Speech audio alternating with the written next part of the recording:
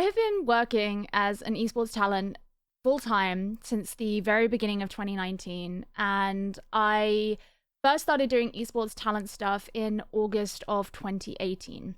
It's the only job I've ever had, and I get asked a lot how I started in the esports industry, and also a lot of people note the fact that I've worked in so many different esports, and I get a lot of questions about that as well. I did my first ever esports broadcast from this desk, and next week I get the keys to my new apartment. And it felt wrong to not do a video talking about this while I'm still here at the same desk that I started everything at. The esports landscape today in 2023 is very different to what it was like in 2018 when I first decided that I was going to go into esports and when I first started doing on-camera work. But I think for the most part, the sort of path of how to get there is very much the same. It's probably more what your experience will be like once you actually get there that is maybe going to be a little bit different if you do manage to do that. So I'm going to get up my Twitch profile because it's the only place where I actually have written down every single broadcast I've ever worked on, and therefore the number of games I've worked on. So people might not know this, but I started off my career as a desk host, and I actually wanted to be a caster, but I was really scared. I was really scared of being a caster because I was scared of casting and people thinking I was stupid. I was scared that if I casted as a color caster and said something wrong or said something that people didn't agree with, that people would look down on me or not think I was intelligent or anything like that. That's an insecurity that I think took me a bit of time to get over, but I got to a point eventually where I just started doing the casting because I kind of accepted that if I didn't start, I was just never going to do it, and that's what I really wanted to do. However, I think starting off as a desk host was something that I look back on and I see as actually a really good thing because, in my opinion, desk hosting is the hardest of the broadcast roles. Other than MCing. MCing may actually be the hardest, like stage hosting. But desk hosting is really hard in terms of the responsibility that you have and everything you need to be able to do. And color casting / analyst work is kind of the easiest because you have the least responsibility on a broadcast. Like, you get asked questions, you don't really have to initiate anything, you don't have to start a segment, you don't have to be the instigator for anything, really. And I think having that initial experience of being the person on whom all the responsibility is for the show to run smoothly on camera and to maintain the pacing of everybody else, including yourself, and also ensure that the content that you're talking about on camera is the good content, it's the right content, it's the best things that you can be talking about.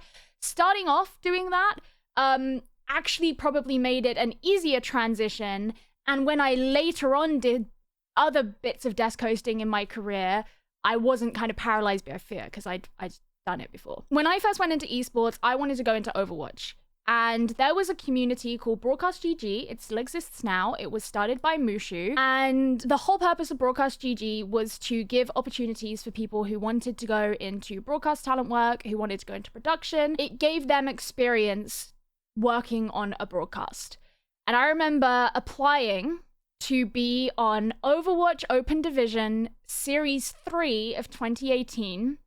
I didn't have any broadcast experience, so I couldn't send them a showreel, but I had been making YouTube videos about Overwatch, and I was like, I hope this proves that I can work on camera, and they picked me up, and that was where everything started. So because that was very Overwatch centric, I actually don't know what they're doing these days or if they're doing stuff like that.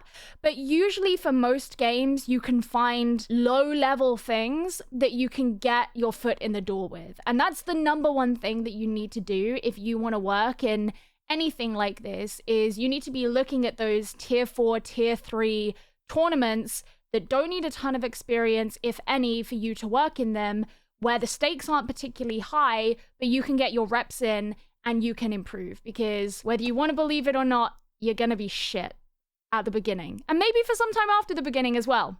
So I remember at the beginning of 2019, I got picked up by an agency. And that just happened to be because someone who was on that agency could not make a gig that they were asked to do. And they put my name in the hat and said, maybe you should ask her. I think you should give her a chance.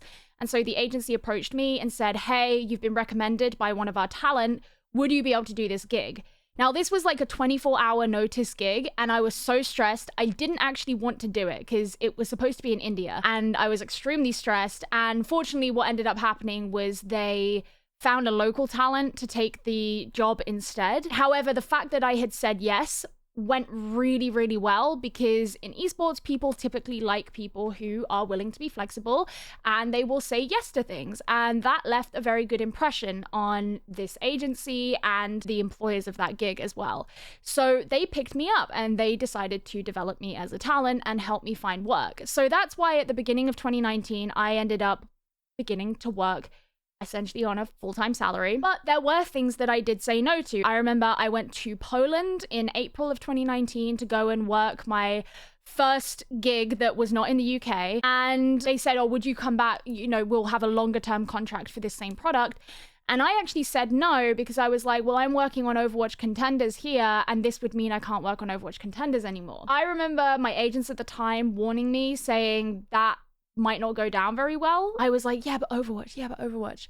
And that's something I look back on where it didn't end up really harming me in the long term, but I can see that I had the wrong attitude about it at the time. I was very married to the specific game that I was in and the specific game that I was trying to do.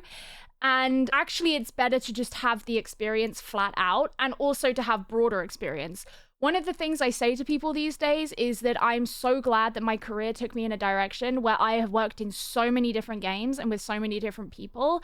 And there are people who I know who have only ever worked in one game, maybe two, who are like, yeah, outside of this game, I don't know anyone. Like, I don't have anything outside of this game. And it's funny how me back at the beginning of my career, that would have been my worst nightmare. I would have been like, no, I don't want to be someone who has worked in so many things. I just want to work in this one thing. So, second tip, I guess, is if you get to a point where you're being offered opportunities that are maybe outside your role or outside the game that you specifically plan to go in, don't turn them down just because you want to stay in that specific role or game.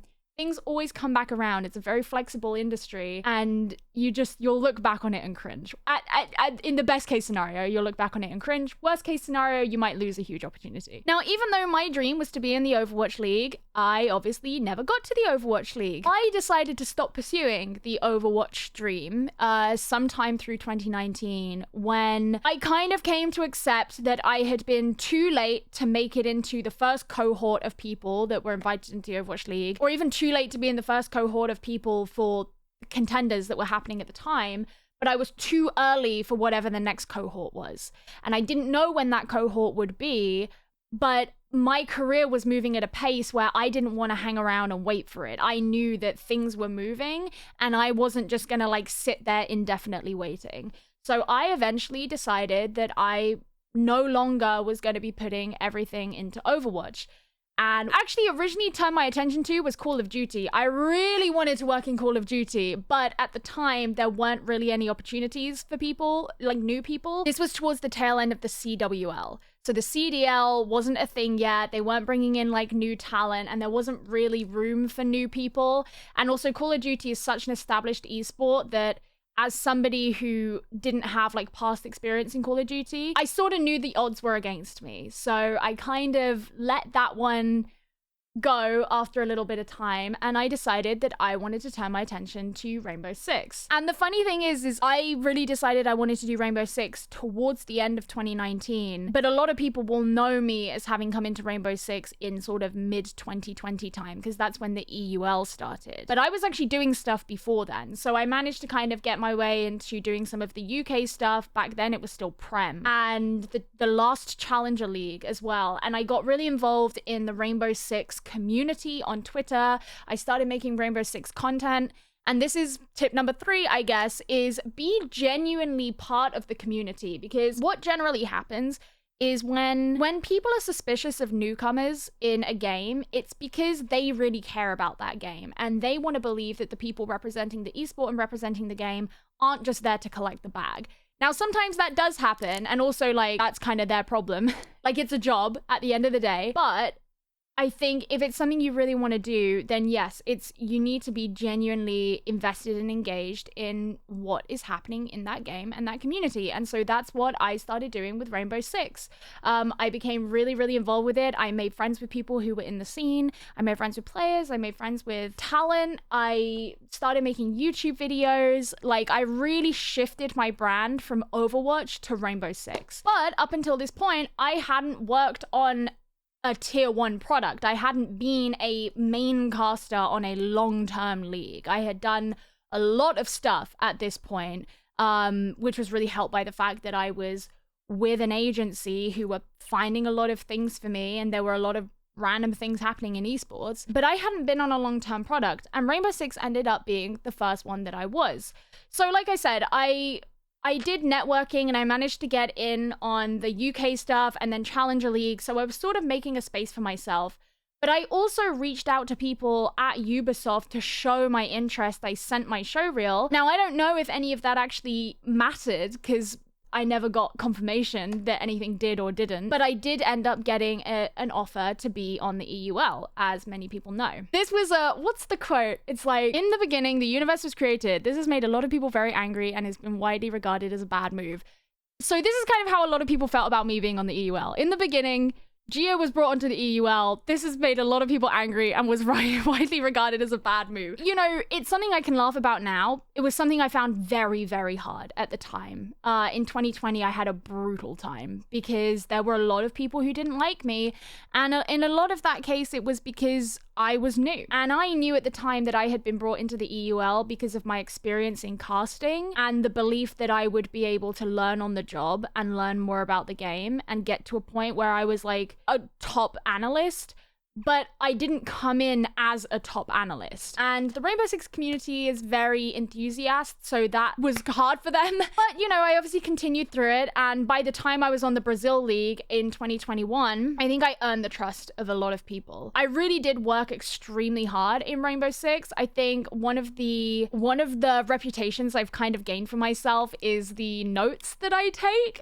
And I have like notebooks upon notebooks full of Rainbow Six notes. And I used to like hand draw out the maps of stuff. So like this notebook, this was how I analyzed like the SI 2020 finals essays, color-coded essays. I have pages like this where I would print out the maps and I would draw what was happening on them and I would write analysis.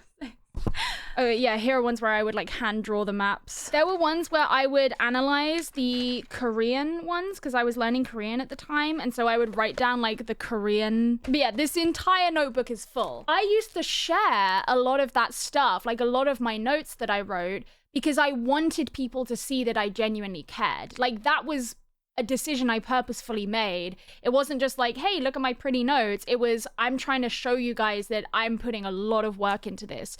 And that gained me a lot of good faith with a number of people, I think, because people could see that I was actually putting in a lot of work. And so that maybe is tip number 4, is just do things that show the community that you're being a part of, that you're actually genuinely caring, you're actually genuinely a part of it, and it is something that you're putting a lot of work into, because people really appreciate that. Now, I think the most famous transition in my career is the transition from Rainbow Six into Valorant. Now, what maybe some people don't remember or don't realize is that I had about a half a year crossover where I was doing both.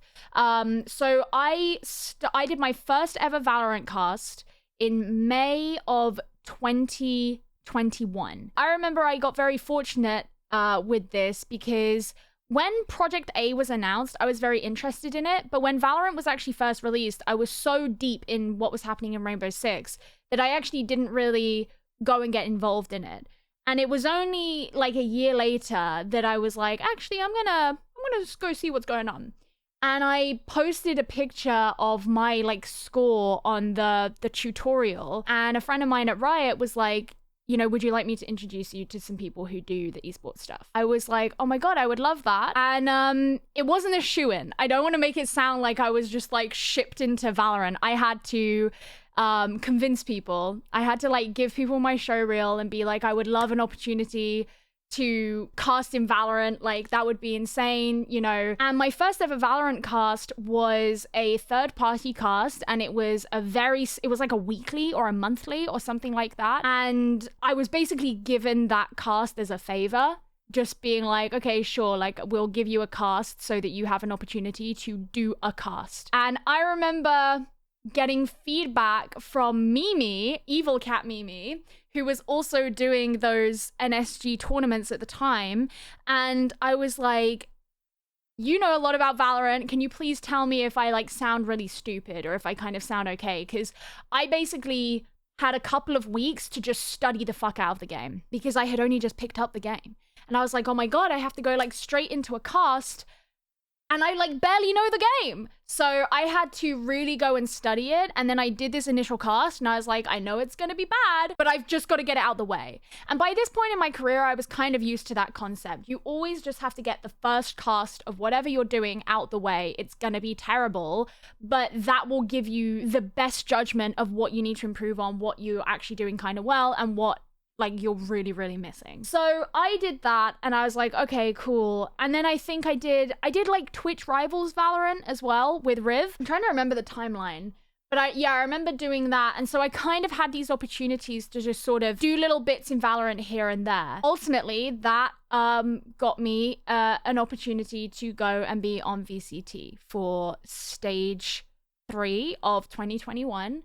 And I worked really hard on that. And then I ended up obviously being asked to do Masters Berlin as well. Now, by this point, I knew that it was possible that my time in Rainbow Six was coming to an end, which at the very beginning of 2022, that was confirmed. I still get people who are like, why did you quit Rainbow Six? And I'm like, I didn't quit Rainbow Six. It was just, they didn't have a need for me anymore. And that was kind of fine because it's hard to maintain two esports, especially at a tier 1 level. That's not an easy thing to do. But then obviously since then, I haven't been on the main VCT broadcast and I've sort of gone back to being on shorter term contracts. Like I had a couple years where I was like pretty much only on long-term contracts, and then now it's sort of gone back.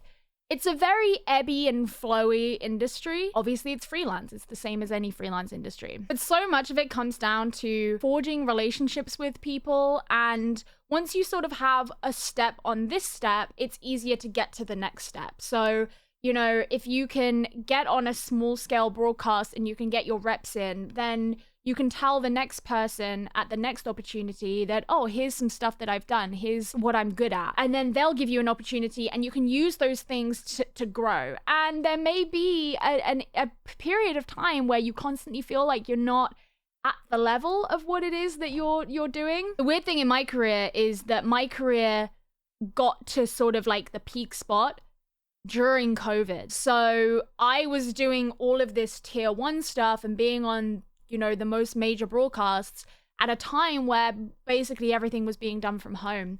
So I have this weird imposter syndrome where I'm like, I haven't worked like a world championship or a huge event where we have a massive audience. Like I've casted in front of audiences before, but not in that traditional idea of like a major or a world championship. But without COVID, I would have, because I wouldn't have had any reason not to. It's just that COVID hindered those things. But that also has an effect on how I reflect on my career too. So there are so many different things that can kind of affect that. And I find it interesting when people talk to me about my career and they're like, oh, how did you do this? How did you do this? And in my head, I'm like, I feel like I haven't really done anything special. Just bear that in mind as well. I've definitely learned a number of things. Like I mentioned how I used to be so stubborn about what game I was working in and what I was doing and all of this stuff. And I got away with that at the beginning. I think being open-minded in basically any way, just being flexible, being adaptable and versatile in your role, the game that you're working, the way that you work with people is probably the most valuable asset that you can have. And also being humble as well and having humility about where you can get better and where you're not the best in the world. I think for me, going into Rainbow Six was a huge humbling experience because I went in being like, well, I think I'm quite a naturally good on-camera talent, and like Rainbow Six has been lacking personalities and I certainly have one of those. So cool, like I have a place here. And then what the audience were saying, whether or not those things were true, the audience definitely gave me a beating. And I went into this zone where I was like, I need to take a huge step back. And right now, it doesn't matter how good I think I am. It does not matter if I think I'm the best. It doesn't matter if I think I'm the worst. I need to just get rid of any idea of like where I sit in this, I don't want to say hierarchy, but like in a sort of ranking. Like, that just needs to not be what I'm thinking about. I'm not focused on being the best right now. I'm focused on going back and focusing on every single fundamental, like the fundamentals of my casting, the fundamentals of my knowledge of the game, the fundamentals of blah, blah, blah, blah, blah, blah, blah. Ignore everything else. And that, while was very, very unenjoyable, you know, it's not fun being humbled, but it is necessary, I think, especially if you do climb quite quickly in your first year like I did. It is really weird to think about the fact that I did my first broadcast here and I still have a screenshot from that broadcast, and it was an Overwatch Contenders broadcast. I was the desk host and my two analysts were Nari, who still does things in Valorant and CS, and Thibbledork, who went on to do a lot of social media management for various Overwatch League teams. And I had just YOLO'd my way out of my master's degree. I just decided to quit out. I had actually just been diagnosed with post-traumatic stress syndrome that month because I'd had this huge medical scare, which is why I decided to quit my degree. I had just quit out of this internship at a major international bank and basically thrown away like what this path that I thought I was going down was. And I was like, it's fine, I'm gonna make it in esports. And there was no doubt in my mind. There was never a doubt in my mind. Like, I think that's the thing, is you have to believe in yourself regardless of what anyone else thinks. Because for me, I was just so sure that I knew that I was gonna be able to do it. You have to just trust your intuition and trust that not necessarily trust that you're automatically good enough, but trust that you can recognize the things that are going to make you good enough. You know, for me, a lot of it was like, well, I had done content creation for years. And so I was like, I know how to be a content creator as well. I know how to market myself through content creation and stuff like that on top of everything else. I know how to like do all of this. I'm not just going to be that guy who shows up to a cast and leaves and no one's ever heard of you, you know, since then. And you have to trust that. You have to trust that you know how those things are gonna happen. And now I'm about to leave. I'm about to move out of this place. And I wonder if that person, you know, that version of me in August of 2018, I wonder if she could see how my career has gone, what she would think. Because to be honest, sometimes I don't even know what to think. There have been a lot of ups and a lot of downs, and you need to be prepared for that. Honestly, I think just be a present person. Be active and engaged and engaging. Never think you're owed anything. Never think you automatically deserve anything. I think everyone has probably stumbled into that, at least at some point, and it's a dangerous, dangerous place to go. Feels weirdly emotional to talk about this stuff. Look, I'm not the oracle, I'm not the be-all end-all, I'm not the most successful person in esports, but I'm also not the least successful person in esports, so you choose how much of this to take away, if any. But I hope that it was interesting nonetheless. Thank you guys so much for watching. I hope you enjoyed this video, and I hope you have enjoyed the last 5 years of me doing esports shit. I don't know. Thank you guys so much for watching, and I will see you in the next one. Goodbye.